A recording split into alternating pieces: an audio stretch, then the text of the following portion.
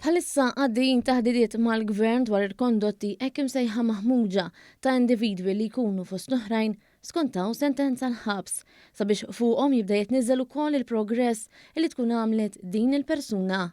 Dan tħabbar minn Matthew De Giorgio mill-Fondazzjoni Rise f'diskussjoni waqt il-konferenza bit-tema ix-xogħol u l-addiction li organizzat il-Fondazzjoni Oasi bil-kollaborazzjoni mar-Reġjun Tramuntana.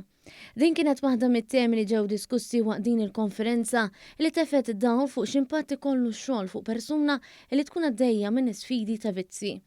Lan ta' din il-konferenza kien li jiġu diskussi numru ta' suġġetti soċjali.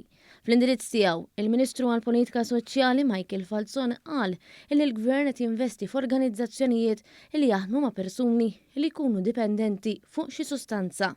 Il-President ta' Reġjun Tramuntana, Clifford Gallia Vella Maslenikov qal li l-Kunsilli Lokali imorru lilin minn infrastruttura u tindif fil-lokal iżda anke jkunu attivi fl-iżvilupp soċjali u għalhekk li saret din il-konferenza li fiha ħadu sehem ma' 9 kunsilli lokali fit-Tramuntana tal-pajjiż.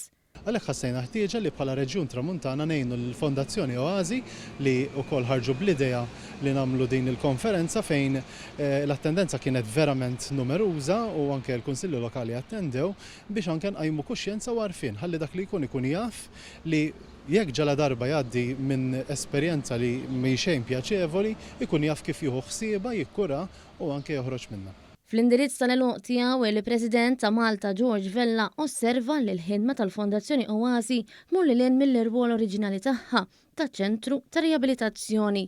Stqar li jemmen bisħieħ li l-ebda persuna m'għandha tiċċaħħad milli jkollha aċċess għal taħriġ professjonali u opportunitajiet ta' xogħol dinjituż.